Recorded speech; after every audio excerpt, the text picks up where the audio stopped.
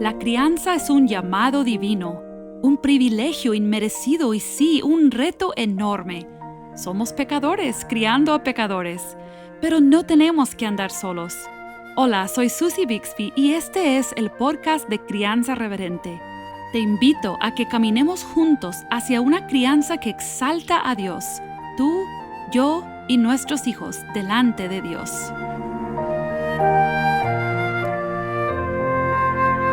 ¿Recuerdas cosas que tu mamá o tu papá o quizá tu abuelita decía repetidamente? Mijo, nunca olvides ¿qué? O mijo, nunca olvides agradecer a tu mamá, trabajar duro, sonreír, cuidar tu salud. Ahora habrán pasado años y ¿qué es lo que más puedes recordar de tu niñez? Bueno, probablemente muchas cosas, pero algunas de las cosas que tú escuchaste repetidas veces en tu niñez, tú las recuerdas hasta el día de hoy. Y sabes, la Biblia también enseña esto o nos dice esto. Hay temas que se repiten muchas veces a lo largo de las Escrituras. Hay autores que parecen decir lo mismo repetidas veces. ¿Cuál es el punto? Hay ciertas cosas que son tan esenciales que necesitamos escucharlos una y otra vez. Hace algunos episodios, en el 182, creo, hablamos del método perfecto para la crianza, que es la palabra de Dios. Padres que se deleitan en, meditan sobre, obedecen y aman a la palabra de Dios, tienen a su disposición todo lo que necesitan para la crianza y pueden confiar completamente en Dios para su crianza. Pero hay algo más que es casi igual de importante que la palabra, pero realmente es parte de ese método perfecto para la crianza. Y va ligado muy de la mano con la palabra de Dios, y esto es la oración.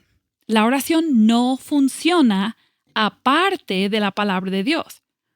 Si no has escuchado el episodio 182, te animo a hacerlo porque vamos a construir un poquito sobre eso y sobre las muchas veces que hemos enfatizado la importancia de la palabra de Dios en el podcast de Crianza Reverente.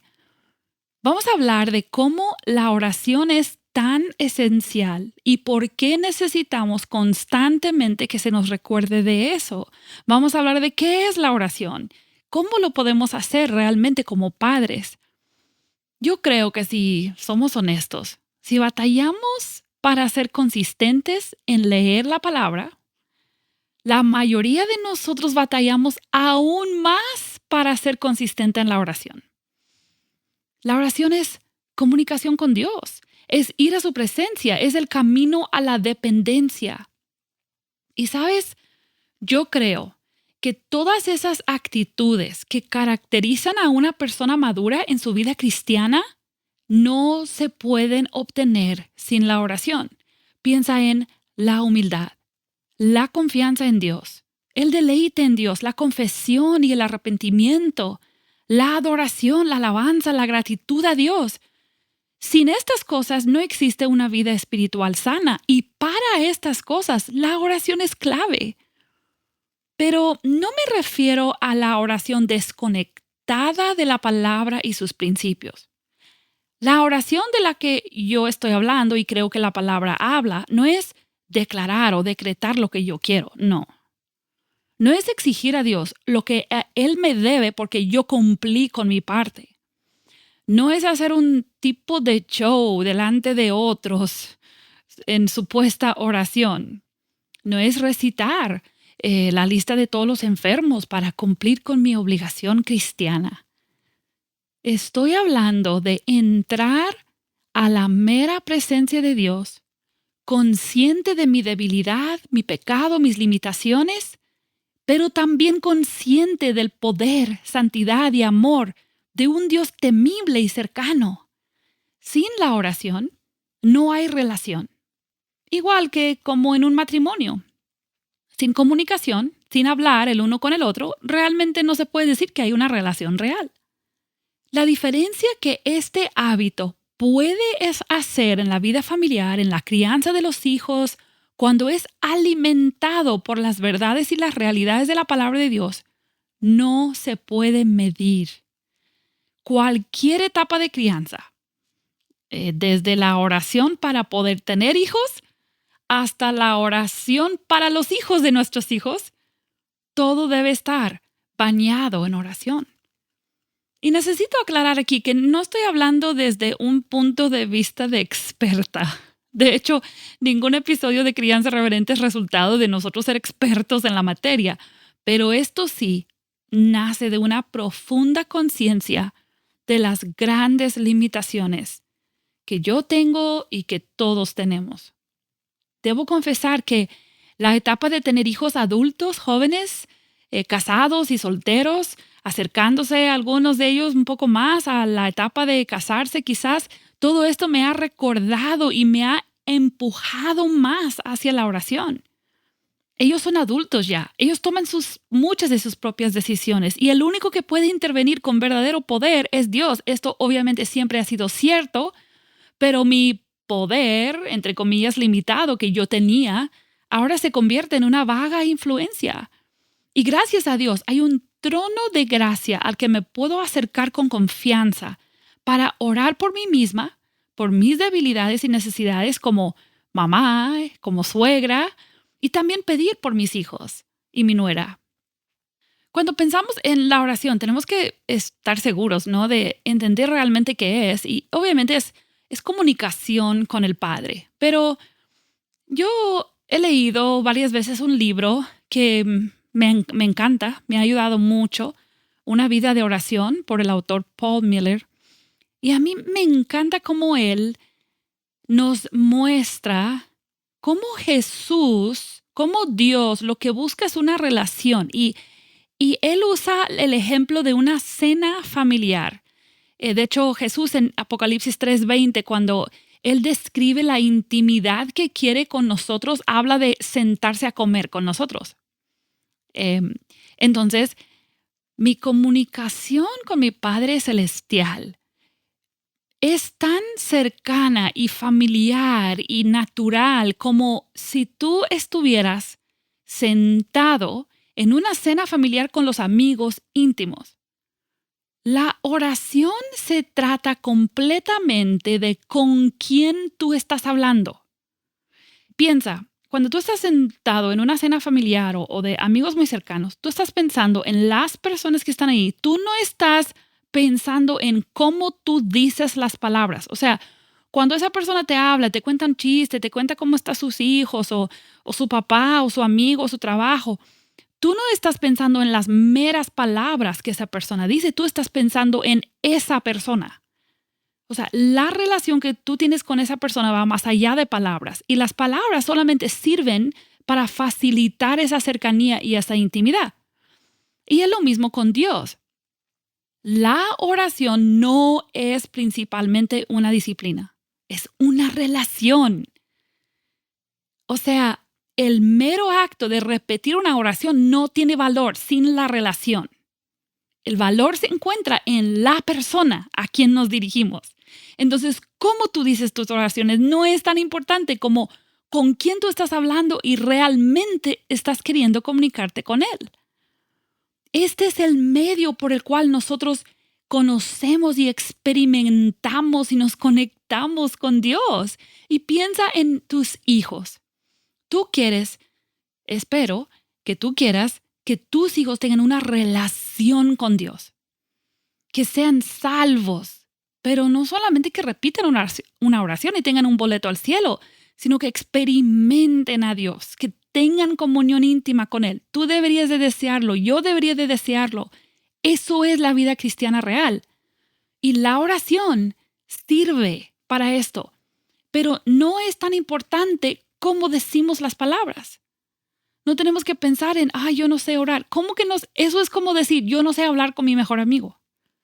No importa cómo oras en cierto sentido, no importa si expresas súper bien y súper claro tus ideas, vas con esa persona como si fuera tu amigo íntimo, porque lo es. Cuando pensamos en cómo orar, obviamente Jesús nos dio un ejemplo en Mateo 6. Piensa en cómo Jesús empezó esa oración.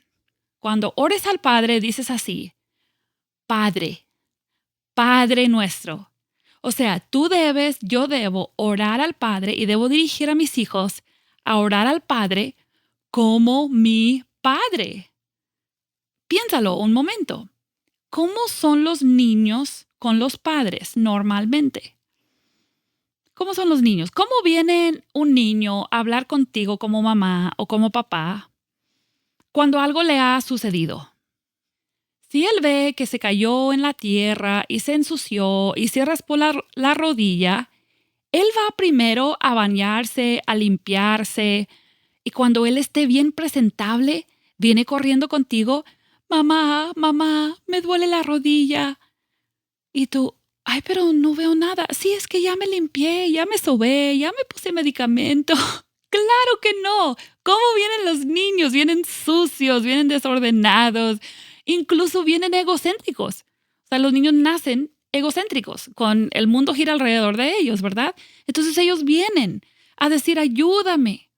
Y piensa en el tiempo de Jesús. Él dijo varias veces cosas acerca de los niños. Él dijo que hay que recibir el reino de Dios como un niño.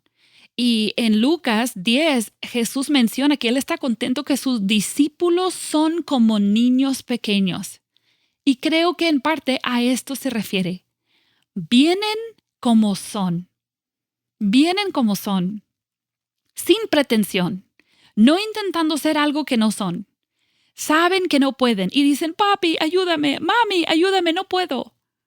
Entonces tenemos que quitarnos la máscara y no creer que vamos a Dios a orar por nuestros hijos, a pedir por nuestros hijos con una máscara puesta, con nuestra supuesta justicia o nuestro supuesto valor, porque Dios debe bendecir a nuestros hijos. No, no se trata de eso.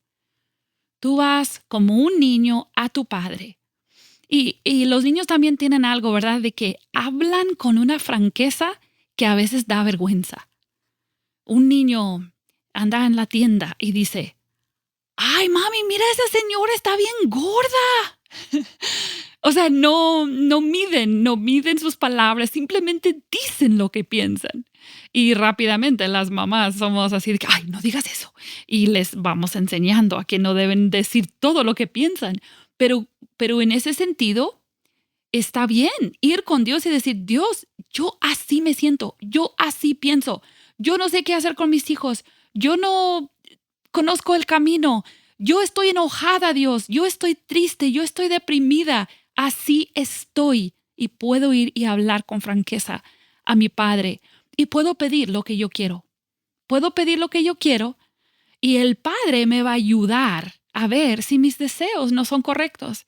Entonces, un niño cuando viene a hablar con su papá o a su mamá a pedir algo que quiere, él no sabe o no se detiene a pensar si es apropiado. Él no mide, a menos que haya sido enseñado ya a hacerlo, pero de manera natural, él no mide cuánto cuesta algo. Él lo quiere y él lo pide. Y muchas veces los padres tenemos que ayudarles, ¿no? A nuestros hijos a entender lo que están pidiendo. Pero el punto es, mi Padre Celestial, a Él también se le jala al corazón cuando sus hijos vienen a pedirle algo. Y como Él nos ama, Él sabe lo que necesitamos, igual que nosotros los padres sabemos lo que nuestros hijos necesitan mejor que ellos. Y Él Él responde de la mejor manera para nosotros. Podemos confiar en eso. Podemos ir a nuestro Padre como esos niños que sin inhibiciones se acercan a su padre, a su madre. Este autor Paul Miller dice: nada expone nuestro egoísmo e impotencia espiritual como la oración. Eso es necesario. Yo necesito ver mi impotencia para ver el poder de Dios. Necesito ver mi egoísmo para arrepentirme y querer honrar a Dios en lugar de buscar mi propia manera. Creer el Evangelio, o sea, creer que Dios me acepta por medio de Jesucristo, me ayuda a acercarme a Él desordenada, porque así soy. Pedir lo que yo traigo en mi corazón. ¿Por qué Siempre pensamos que tenemos que arreglarnos primero antes de ir con Dios. Dios nos quiere arreglar. Nuestra relación con Él es lo que Él quiere usar para arreglarnos. Y sabes que tenemos que ir a Dios con confianza. Y nuestra fe, nuestra confianza nunca va a ser perfecto. Yo voy a ir y yo voy a orar por mis hijos. Y yo voy a dudar. En mi mente, sea en mi pecado, en mi debilidad o simplemente en mi conocimiento limitado como ser humano, yo no sé qué es mejor para ellos. Dios sabe. Entonces mi corazón me pesa.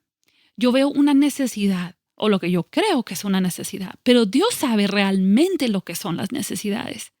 Y yo necesito ir confiadamente al Padre y sí externar lo que siento, pedir lo que quiero pedir, pero al mismo tiempo confiar que Él es el todo sabio.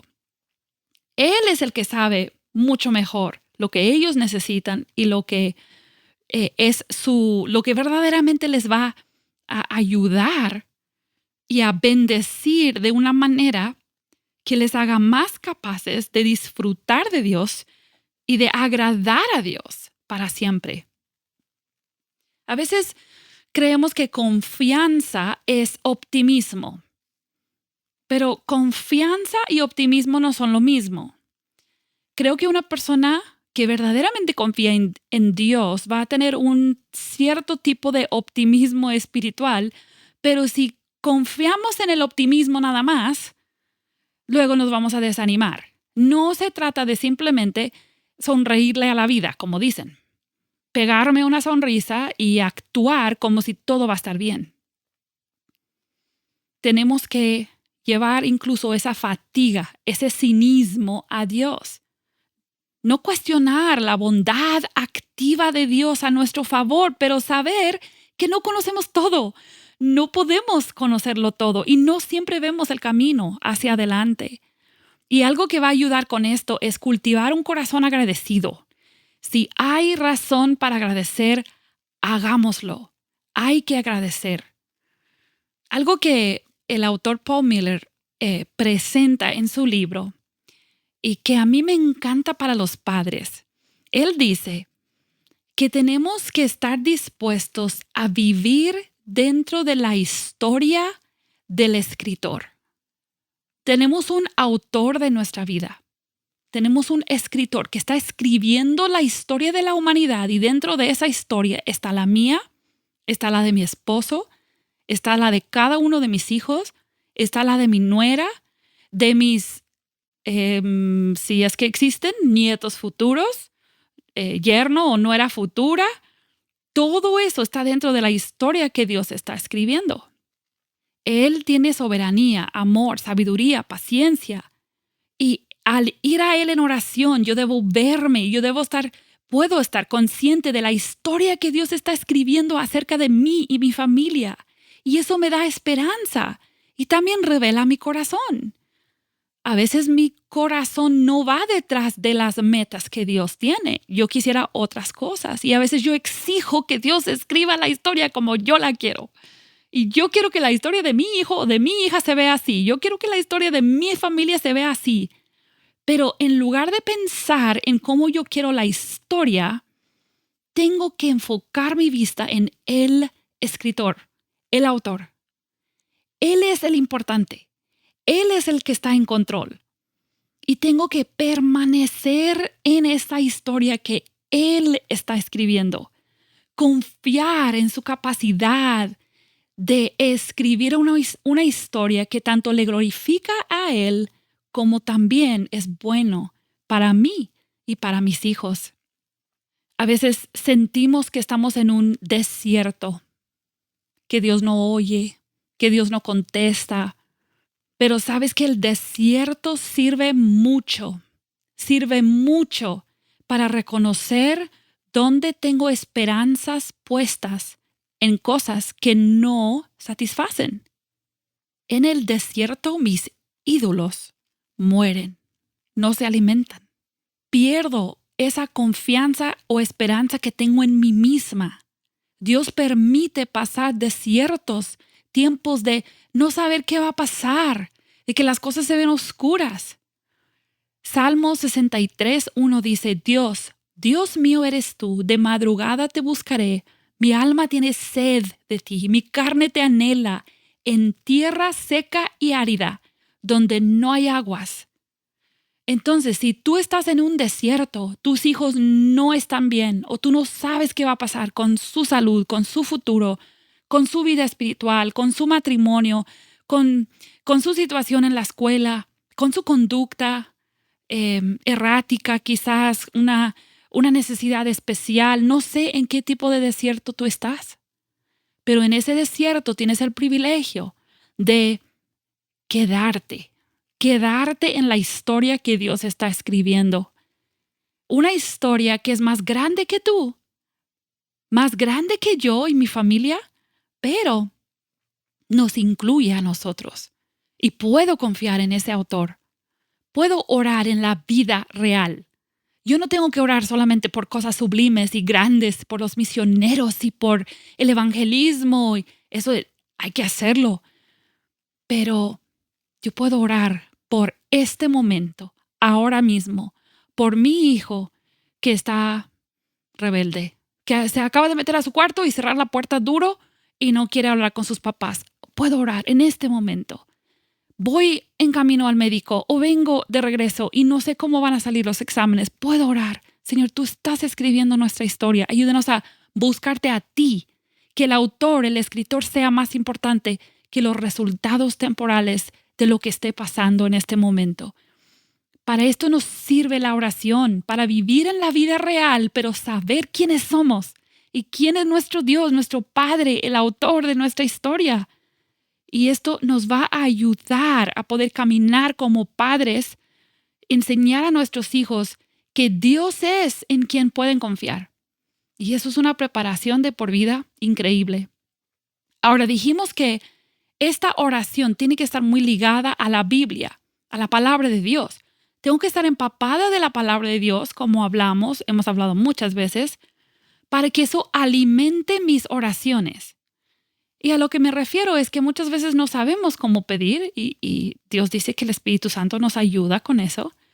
Pero a veces pedimos cosas muy materiales o temporales o secundarias. Y yo personalmente estoy convencida que las oraciones más poderosas son las que brotan de lo que Dios ya ha dicho que Él va a hacer o que Él quiere hacer. Principios bíblicos, cosas que Él manda o pide o promete. Estas oraciones son muy poderosas. Entonces quiero que pensemos un momento en cómo orar utilizando la Biblia. Y hay buenos libros sobre esto, Orando la Biblia, por Donald Whitney. Hay recursos sobre esto, pero pensémoslo como padres.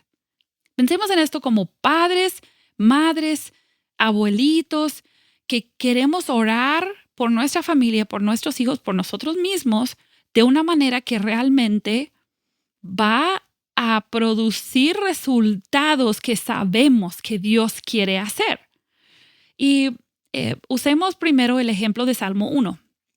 Salmo 1 es muy famoso, seguramente lo conoces, por lo menos en parte, y dice, bienaventurado el varón que no anduvo en consejo de malos, ni estuvo en camino de pecadores, ni en silla de escarnecedores se ha sentado. Entonces yo leo eso y yo digo, Señor, tú no quieres que mis hijos anden en consejo de malos. Tú no quieres que vayan por el camino de los pecadores. Y obviamente sabemos que todos somos pecadores, pero entendemos que el salmista está diciendo que hay un camino que los pecadores no arrepentidos toman. Y nosotros no queremos eso para nuestros hijos. No queremos que se sienten en la silla de escarnecedores, que se identifiquen y estén ahí con los que son así, que hablan así, se burlan de Dios y su palabra, de principios bíblicos. Entonces, yo puedo tomar esto y yo puedo pedirle al Señor, Señor, ayúdales a mis hijos a que no caminen en esos caminos, a que no se junten con los amigos, con las personas que son así. ¿Entiendes? O sea, esto se convierte en una oración. Si seguimos en Salmo 1, lo siguiente es, sino que en la ley de Jehová está su delicia, y en su ley medita de día y de noche. Padre, que mis hijos se deleiten en la palabra de Dios, que ninguna de sus palabras sea parte de ellos, que mediten en ella, que la obedezcan. Esta es una oración importante. Que Jesús sea más atractivo para ellos que los cantantes y actores, el sexo y el dinero, la aceptación, la aprobación de sus amigos. Versículo 1, sino que ellos puedan deleitarse en la palabra. ¡Wow! Dios quiere esto para mis hijos. Yo puedo orar esto con confianza. Y luego, después de haber orado esto, también esto a mí me ayuda quizás a entender acciones que yo debo tomar. Quizás hay cosas que yo no he querido prohibir a mis hijos. Quizás hay áreas donde yo no he querido o no he tomado el tiempo, la energía de influir. Yo necesito sentarme a hablar con mis hijos sobre sus amistades. Yo necesito buscar textos bíblicos para estudiar con ellos. Necesito confrontarles quizás por actitudes, por amistades, no sé.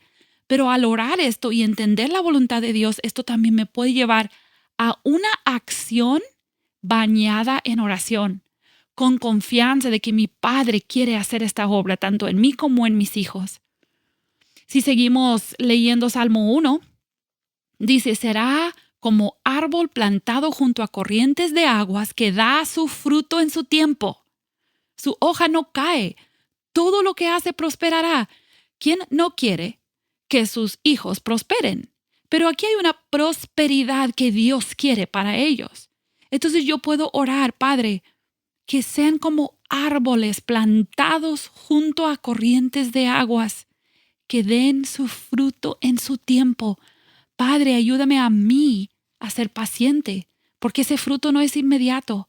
Ayúdame a ser el instrumento para que donde su árbol está plantado, esas corrientes de aguas que sean la palabra que yo les estoy enseñando, las influencias que yo estoy rodeándoles de ellas, los hermanos de la iglesia donde yo los llevo, los libros, las instrucciones, las influencias que yo permito en su vida, que eso dé su fruto en su tiempo. Y Padre, ayúdame a mí a ser paciente para esperar ese tiempo.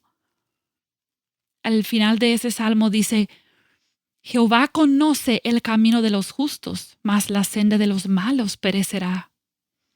Padre, conoce nuestro camino como familia y muéstranos si es camino de justo o camino de los malos. Ayúdanos a hacer los cambios que necesitamos hacer. Otro pasaje que pudiera servir bastante para orar por nuestros hijos, por nuestra familia, es Efesios 1. Hay una oración hermosa en los versículos del 15 al 19.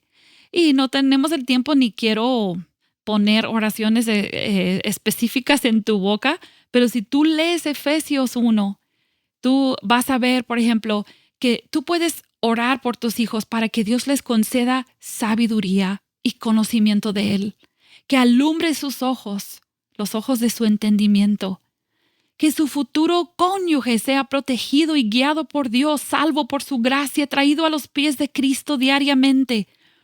¡Wow! Todo esto, son principios bíblicos y cosas que Pablo oraba por los efesios. Podemos saber que estos son la voluntad de Dios para nosotros y podemos aprender de estos pasajes. Otro que te puedo recomendar es Hebreos 12, del 1 al 6. Que nuestros hijos se despojen de todo peso, del pecado que les asedia y que pongan sus ojos en Jesús. Yo también necesito eso. Que yo pueda considerar aquel que sufrió para que mi ánimo no se canse a desmayar. Como madre a veces me canso. Como padres nos cansamos. Menospreciamos la disciplina de Dios y nuestros hijos menosprecian nuestra disciplina.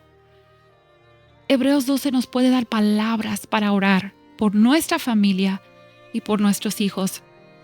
Mi oración por ti es que tú puedas ser un padre, una madre de oración, dependiente, acercándote a tu Padre como un niño, así como eres, expresando tus deseos, tus quejas incluso, pero agradeciendo, confesando, arrepintiéndote, deleitándote en Dios por medio de su palabra y orando al Padre, al escritor de nuestra historia, tanto la mía como la de mis hijos también. Que Dios te bendiga esta semana mientras ores por tus hijos. Acabas de escuchar el podcast Crianza Reverente. Para escuchar más episodios, leer la transcripción o conocer nuestro blog, entra a la página crianzareverente.com o síguenos en Facebook o Instagram para que no te pierdas ningún recurso.